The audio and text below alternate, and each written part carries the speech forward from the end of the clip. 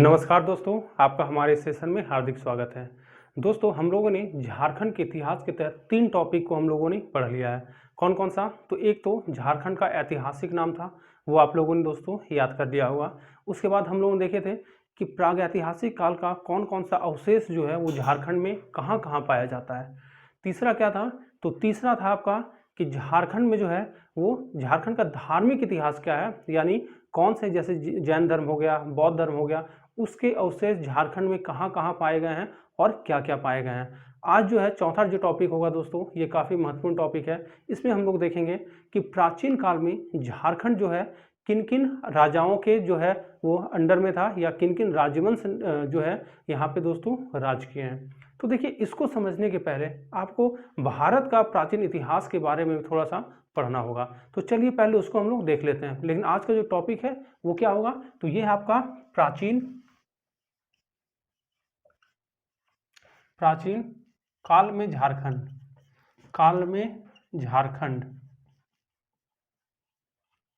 ठीक है, देखिए, इसको समझने से पहले जो है हम लोग थोड़ा सा भारत का जो है प्राचीन इतिहास उसको देखते हैं। तो देखिए, ये है आपका भारत का मैप। आप किसी भी तरह से रफ मैप ही बनाइए, लेकिन आप उसको थोड़ा सा बनाने का प्रयास जरूर कीजिएगा दोस्तों।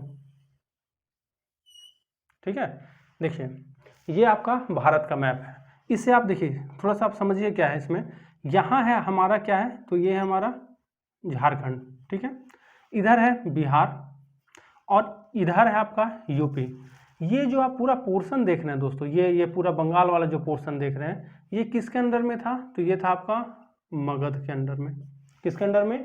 तो मगध। ध्यान से इसको समझते जाइएगा। अब ध्यान दीजिएगा, यानी मगध के अंडर में अगर ये था तो झारखंड में किस महाजनपद के अंदर में होगा? तो मगध।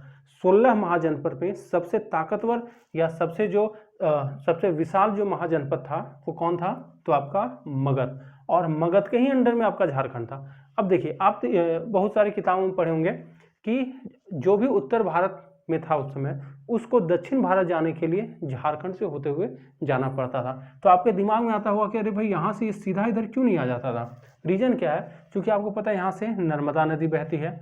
उसके बाद यहाँ बहुत सारे बड़े बड़े पहाड़ थे और उस समय उसको क्रॉस करना जो है वो आसान नहीं था। इसलिए लोग को अगर दक्षिण भारत जाना होता था तो यहीं से ये लोग क्या करते थे? क्रॉस करते थे। जैसे कि आप लोगों ने मध्यकालीन इतिहास में भी जब झारखंड का पढ़े होंगे तो उसमें पढ़े होंगे कि जो आपका अलाउद्दीन खिलजी का, कौन? तो अलाउद्दीन खिलजी का जो सेनापति था, कौन दोस्तों?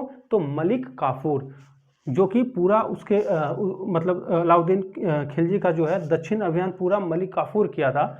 वो भी दक्षिण अभियान के लिए जो है वो झारखंड से होके गुजरा था। तो इस तरह से जो मगध पे राज किया या जिसका भी यहाँ पे राज था, उसके लिए झारखंड काफ़ी महत्वपूर्ण हो जाता था।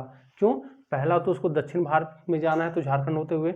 दूसरा रीजन क्या है आपका कि झारखंड जो है वो आपका जंगल से पूरा ये भरा हुआ था और यहाँ काफ़ी हाथियाँ हुआ करते थे उस समय। अभी भी हैं, लेकिन उस समय काफ़ी थे। तो उस समय युद्ध में जो है हाथी इंपॉर्टेंट रोल जो है निभाता था और सेना में हाथी को लाने के लिए झारखंड पे जो है उसका क्या होना चाहिए था? उसका प्रभाव होना चाहिए था। इसी कारण जो भी उत्तर भारत में रहा उसको झारखंड पे प्रभाव उसने रखा, पहला। दूसरा क्या था कि युद्ध के लिए लोहा चाहिए था। लोहा क्यों? हथियार बनाने के लिए। वो भी कहाँ था? तो वो भी आपका झारखंड में था, सिंहभूम वाले इलाके में। तो इस कारण इसका सामरिक महत्व काफ़ी अधिक था। अब ध्यान दीजिएगा, मगध पे अगर हम बात करेंगे तो कौन कौन सा राजवंश ने राज किया? तो सबसे पहला जो मगध पे था वो कौन सा था? हर्यक वंश। उसके बाद कौन सा वंश था? तो ये आपको याद होगा दोस्तों, आप देखेंगे इसको, हर्यक। उसके बाद कौन सा? तो उसके बाद था शिशुनाग। उसके बाद नंद। उसके बाद कौन सा था? तो मौर्य। उसके बाद कौन सा? तो शुंग दोस्तों। उसके बाद कन्नौ। उसके बाद सतवाहन। अब ध्यान दीजिएगा, सतवाहन के बाद हम लोग आगे जाते हैं तो वो होता है आपका गुप्त। कौन सा? तो गुप्त। अब ध्यान दीजिएगा, हम लोग जो झारखंड का इतिहास पढ़ेंगे उसमें जो सबसे ज़्यादा कौन कौन वंश का इस पे प्रभाव रहा है तो वो है आपका मौर्य काल और इधर आपका गुप्त काल। और जब गुप्त के बाद जाएंगे तो हम लोग देखेंगे कि गौड़ शासक शशांक जो है उसने अपना राजधानी झारखंड में बनाया था। तो अब यहाँ से आप देखिए मौर्य काल के बारे में हम लोगों को पता कहाँ से चलता है, तो मौर्य काल के बारे में हम लोगों को पता चलता है दोस्तों कौटिल्य का अर्थशास्त्र से। यानी कि मौर्य के बारे में जब कौटिल्य का अर्थशास्त्र से पता चलेगा, और मौर्य का भी आपका कहाँ पे था, तो यहाँ पे प्रभाव था झारखंड में। तो कौटिल्य के अर्थशास्त्र से ही हम लोगों को कहाँ से पता चलेगा, कहाँ के बारे में, तो झारखंड के बारे में। इसलिए सबसे पहले जो हम लोग देखेंगे वो क्या देखेंगे, मौर्य काल। मौर्य काल के बाद क्या देखेंगे, मौर्योत्तर, मतलब मौर्य काल के बाद वाला, यानी इस जगह वाला। और उसके बाद हम लोग क्या देखेंगे, तो गुप्त काल। अब ध्यान दीजिएगा मौर्य काल और गुप्त काल के बीच जो है कुछ आपका विदेशी आक्रमण भी हुए थे। वो विदेशी आक्रमण कौन कौन से हुए थे, तो एक तो थे आपके इंडो सिथियन, उसके बाद कौन थे, शक, उसके बाद थे आपके पहलव, और एक थे दोस्तों कुषाण। और कुषाणी वंश में एक बहुत बड़े राजा हुए थे, वो कौन थे, तो कनिष्क। अब ध्यान दीजिएगा चूंकि कुषाण कालीन सिक्के जो हैं भी झारखंड में मिले हैं, यानी इससे पता ये चलता है कि कनिष्क का भी जो है प्रभाव कहाँ था, तो झारखंड में था। यानी ये किस में हम लोग देखेंगे, ये कुषाण को किस में देखेंगे, तो मौर्योत्तर, यानी मौर्य के बाद वाला। उसके बाद गुप्त, तो आप लोग जानते ही हैं कि जो गुप्त काल है वो भारत के स्वर्णिम इतिहास में जो है इसको स्वर्ण युग कहा जाता है। ठीक है, तो गुप्त काल के संबंधित जो है यहाँ अवशेष मिले हैं। उसके बाद हम लोग देखते हैं गुप्तोत्तर काल, यानी गुप्त काल के बाद वाला। तो गुप्तोत्तर काल में दोस्तों एक सबसे बड़ा राजा हुआ था गौड़ शासक शशांक। गौड़ उस समय का पश्चिम बंगाल, मतलब अभी का जो पश्चिम बंगाल है उसको गौड़ कहते थे। उसका शासक था कौन, तो कौन, शशांक। उसने सबसे पहली बार जो है झारखंड में एक राजधानी बनाई थी, कौन, तो वो था आपका संथाल परगना का बड़ा बाजार। तो इस तरह से हम लोग इसको भी देखेंगे। तो शुरू कहाँ से करेंगे, तो यहाँ से आप शुरू करेंगे मौर्य काल से। उसके बाद हम लोग देखेंगे मौर्योत्तर काल, फिर देखेंगे गुप्त काल, फिर देखेंगे गुप्तोत्तर काल। अब ध्यान दीजिएगा मौर्य काल की जानकारी कहाँ से प्राप्त हुई है, तो मौर्य काल की जानकारी प्राप्त हुई है कौटिल्य का अर्थशास्त्र से। तो अब हम लोग देखेंगे कौटिल्य के अर्थशास्त्र में जो है झारखंड के बारे में क्या क्या जानकारियां हैं। तो चलिए हम लोग शुरू करते हैं। यानी अभी हम क्या क्या देखें कि इसमें जो होगा प्राचीन काल में जो झारखंड है उसमें हम लोग क्या क्या देखेंगे, तो सबसे पहले देखेंगे हम लोग मौर्य काल, मौर्य काल। उसके बाद दूसरा क्या है दोस्तों, तो मौर्योत्तर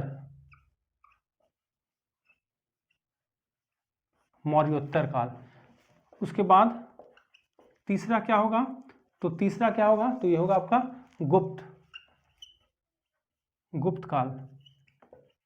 और चौथा क्या होगा, तो गुप्तोत्तर काल।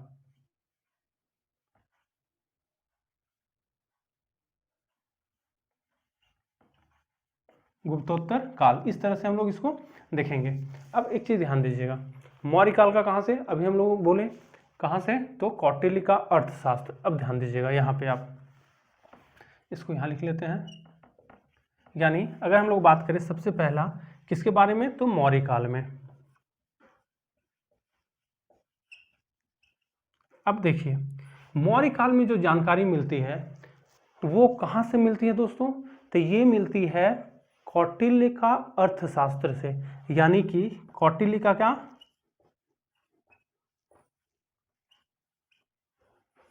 कौटिल्य का अर्थशास्त्र।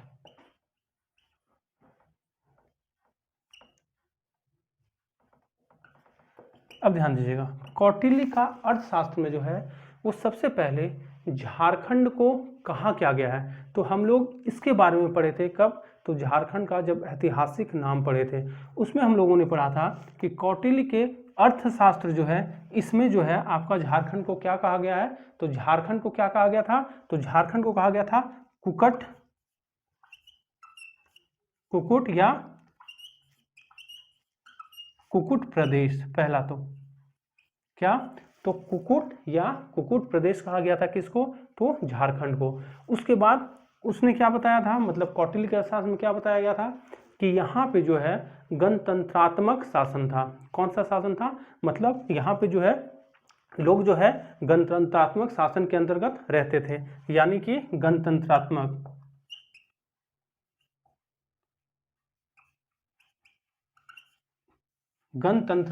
शासन यहाँ पे था। उसके बाद इसमें क्या बोला गया कि यहाँ पे जो है यानी कौटिल्य का जब अर्थशास्त्र लिखा गया था, मतलब जब कौटिल्य थे उस समय राजा कौन था, तो चंद्रगुप्त मौर्य। तो चंद्रगुप्त मौर्य ने, ध्यान दीजिएगा, कब, चंद्रगुप्त मौर्य, इन्होंने क्या किया था, यहाँ पे एक आट्विक नामक अधिकारी यहाँ पे नियुक्त किया था। कौन, तो आट्विक, आट्विक नामक ये क्या था, अधिकारी था। इस अधिकारी का क्या काम था, तो इस अधिकारी का काम था कि यहाँ पे जो जनजाति थे उन पे नियंत्रण रखना, पहला तो। अब दूसरा हम लोग देखे थे कि झारखंड जो है वो जंगल बहुल इलाका था, ठीक है। तो जो इन लोग के दुश्मन हुआ करते थे वो क्या करते थे, वो भाग के छोटा नागपुर के जंगल में छुप जाते थे। तो पहला तो क्या, तो यहाँ के जनजातियों पर नियंत्रण, दूसरा जो उनके दुश्मन थे उनको कोई आश्रय नहीं देना था। तो इस तरह से इन्होंने, चंद्रगुप्त मौर्य ने क्या किया था, आट्विक नामक अधिकारी यहाँ पे नियुक्त किया था। अब इसका इन्होंने और क्या प्रयोग किया था दोस्तों, तो यहां से ये लोग जो है वो हाथी मंगाया करते थे। क्या, हाथी मंगाते थे, किस लिए, तो सेना के लिए। यहां से लोग हाथी जो है वो सेना के लिए मंगाया करते थे। तो इस तरह से जो है कौटिल्य के अर्थशास्त्र में ये चीज जो है बताया गया है दोस्तों। अब हम लोग देखते हैं क्या, तो इसके बाद जो हम लोग देखेंगे यानी कि चंद्रगुप्त मौर्य के बाद जो है वो अशोक के काल में यहाँ पे क्या क्या चीजें थी। तो अब देखेंगे कि अशोक का जो है, आपको पता होगा कि अशोक अपने, मतलब जब उसने मतलब जब वो राजा बना था उसके 8वें वर्ष के बाद जो है कलिंग पे जो है उसने युद्ध किया था, ठीक है। उसके बाद वहां पे, और ये जानकारी मिलती कहाँ से है, तो यह उसके 13वां शिलालेख से मिलता है। तो 13वें शिलालेख में जो है आट्विक प्रदेश का एक वर्णन किया गया है। तो अब हम लोग देखते हैं क्या, तो अशोक, इसी में हम लोग अब देखेंगे क्या दोस्तों, तो ये देखते हैं अशोक के काल में क्या था, ठीक है, ध्यान दीजिएगा।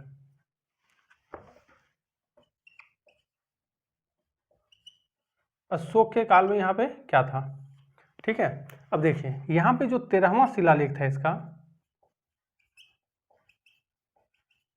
शिलालेख, इसमें क्या बताया गया है इसको, तो इसमें बताया गया है इस प्रदेश को क्या, तो आट्विक,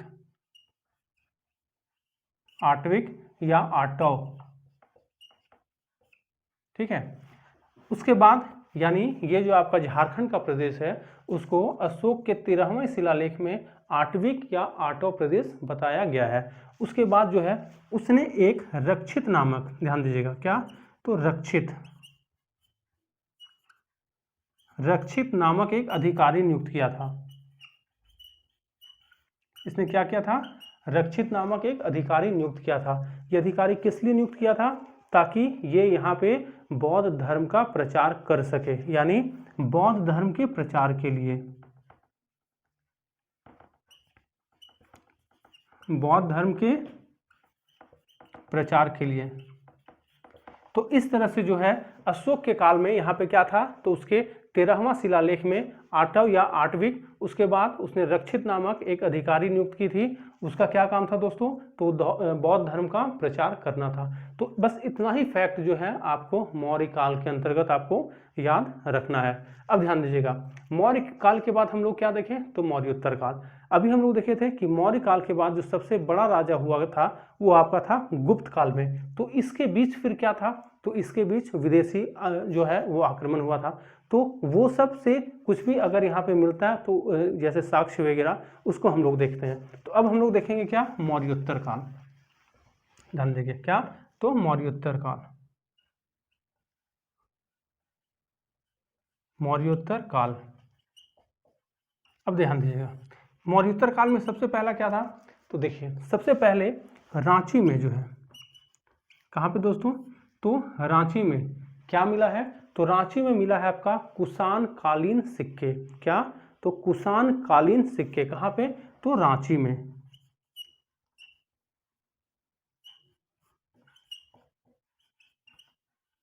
कुषाण कालीन सिक्के, कहाँ मिला था ये?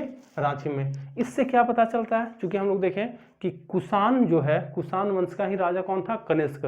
ठीक है, तो इससे ये पता चलता है कि जो झारखंड जो था उस पर कनिष्क का भी क्या था? प्रभाव था। उसके बाद चाईबासा जो है आपका दोस्तों, चाईबासा में क्या मिला है? यहां पे मिला था इंडो सिथियन सिक्के। क्या? तो इंडो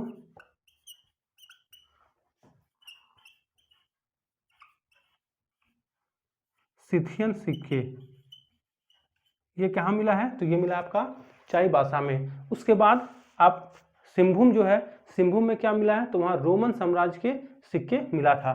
तो अब हम लोग देखते हैं दोस्तों कहाँ पे? तो सिंहभूम में।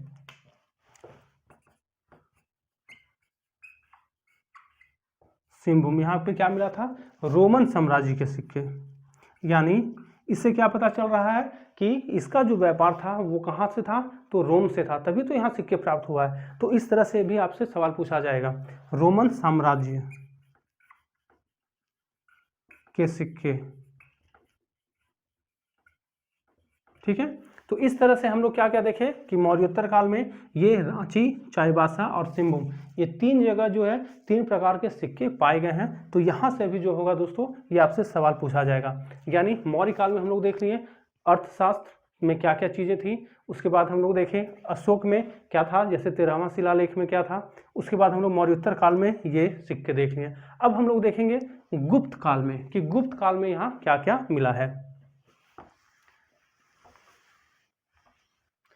अब है दोस्तों क्या? तो गुप्त काल।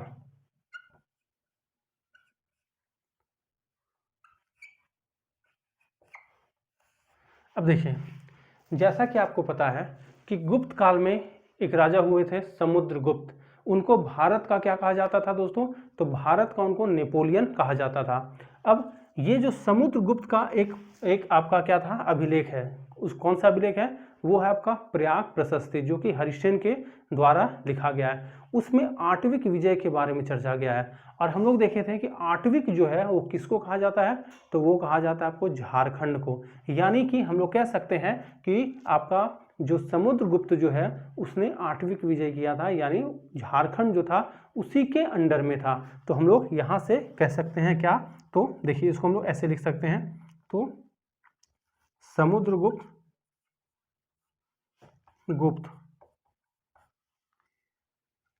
का प्रयाग प्रशस्ति का अभिलेख,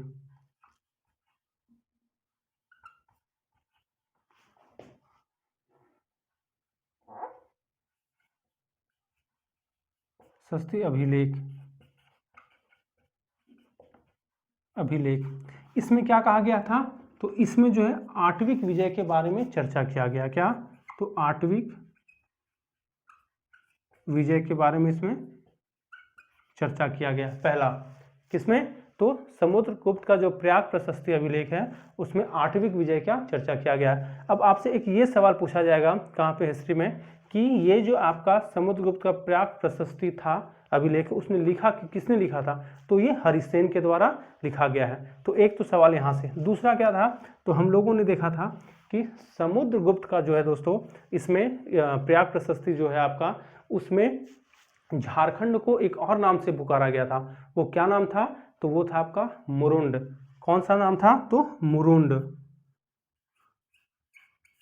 यानी मुरुंड देश कह सकते हैं इसको। किस देश, किस नाम से था? तो मुरुंड देश के नाम से इसमें था दोस्तों। उसके बाद अगर हम बात करें समुद्रगुप्त के बाद, तो एक राजा हुए थे चंद्रगुप्त द्वितीय। चंद्रगुप्त द्वितीय जो है उन्हीं के काल में कौन आया था दोस्तों? तो वो आया था फाहियान। और फाहियान जो है हम लोगों ने पढ़ा था कि झारखंड को किस नाम से पुकारा था? तो किस नाम से? तो कुकुट लाड के नाम से। यानी अगर हम बात करेंगे कि समुद्रगुप्त के बाद जो है वो अगला राजा कौन था? तो चंद्रगुप्त द्वितीय। ठीक है, कौन? गुप्त द्वितीय। ठीक है, इसी के समय में कौन आया था? तो इसी के समय में आया था आपका फाहियान। कौन? तो फाहियान। इसने झारखंड को किस नाम से पुकारा था? तो इसने झारखंड को पुकारा था कुकुटलाड।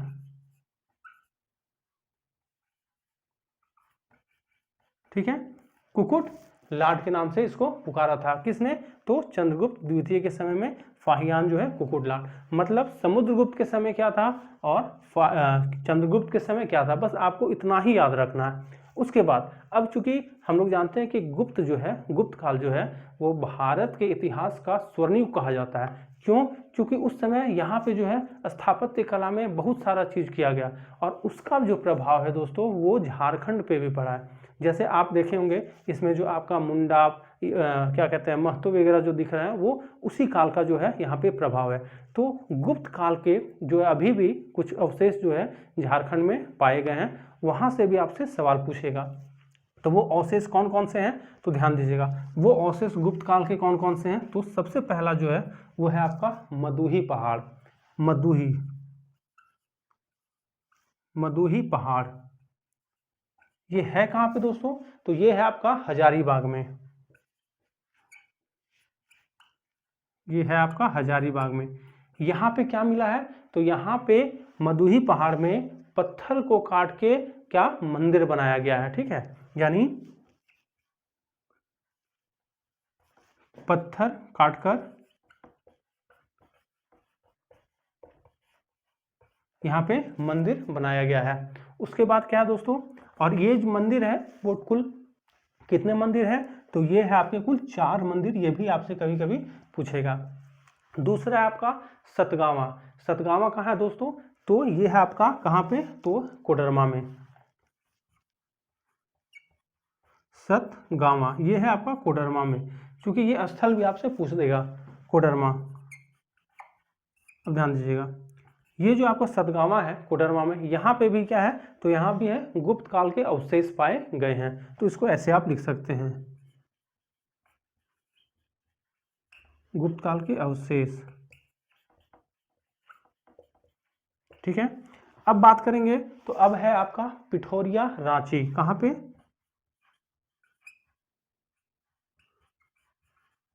पिठोरिया ये है आपका रांची। यहाँ पे क्या है? तो यहाँ पहाड़ी पे कुआं पाया गया। क्या है? तो पहाड़ी पे कुआं,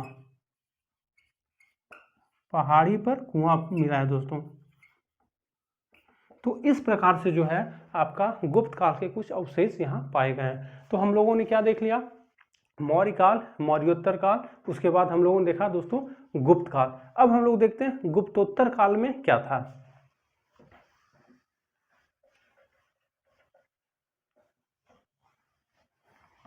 देखिए अब आते हैं हम लोग गुप्तोत्तर काल।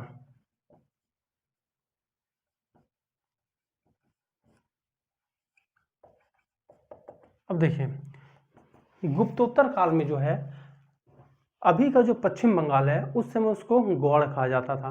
तो उस समय गौड़ का एक आपका शासक था। कौन था? तो वो था आपका कौन सा? शशांक, यानी कि गौड़ शासक शशांक। ये जो गौड़ शासक शशांक था दोस्तों ये काफी प्रतापी शासक था। इसने क्या किया था? तो ध्यान दीजिए, इसने जो है आपका झारखंड को ये पूरी तरह कंट्रोल में रखे हुए था और इसने झारखंड में अपनी एक राजधानी बनाई थी। वो राजधानी क्या था? तो ये जो था दोस्तों ये था आपका, इसने राजधानी बनाया था। ये राजधानी कौन सा था? तो ये था आपका संथाल परगना का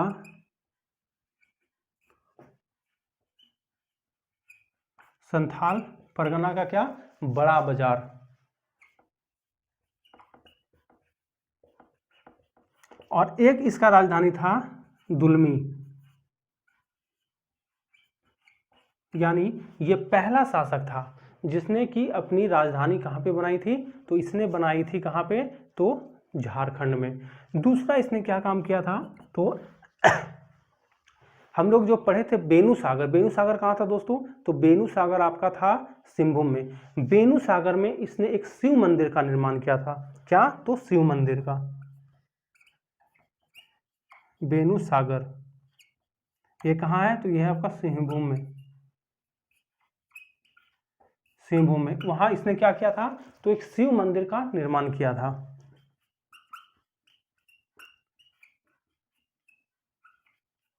शिव मंदिर का इसने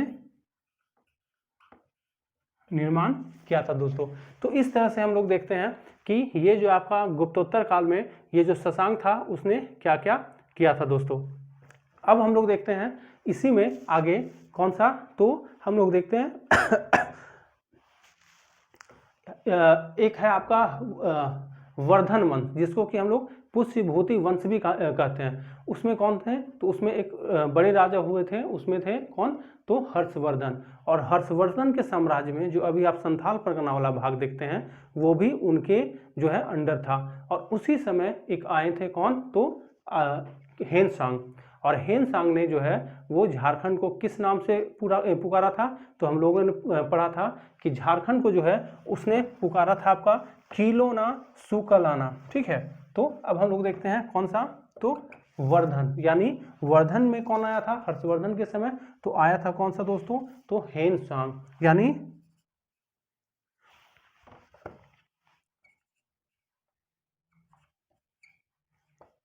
हेनसांग आया था। ठीक है, इसने किस नाम से इसको पुकारा था, तो पहला तो एक चीज आप ये याद रखिएगा कि इसने जो संथाल परगना वाला क्षेत्र है, यानी कि संथाल परगना वाला क्षेत्र,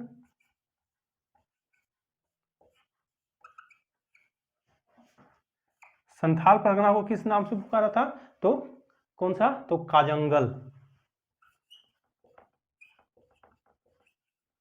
और उसके बाद इसने क्या किया था, तो झारखंड को किस नाम से पुकारा था,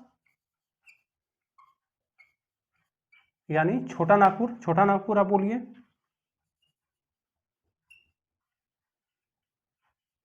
छोटा नागपुर को किस नाम से, तो किलोना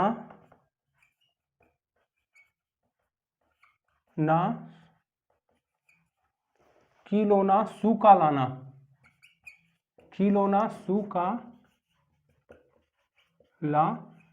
या फिर क्या, तो कर्ण सुवर्ण। यानी इस तरह से जो है हेनसांग, जो कि आपका हर्षवर्धन के काल में आया था, उसने संथाल परगना को काजंगल के नाम से और आपका छोटा नागपुर को किलोना सुकालाना और कर्ण स्वर्ण के नाम से पुकारा था। तो इस तरह से हम लोग देख लिए कि प्राचीन काल में जो है झारखंड में है किन किन वंश ने यहाँ पे राज किया और उस समय यहाँ पे दोस्तों क्या क्या हुआ था। तो मैं उम्मीद करता हूँ ये सारी चीज़ जो है वो आप लोगों को याद हो गया होगा, समझ में आ गया होगा।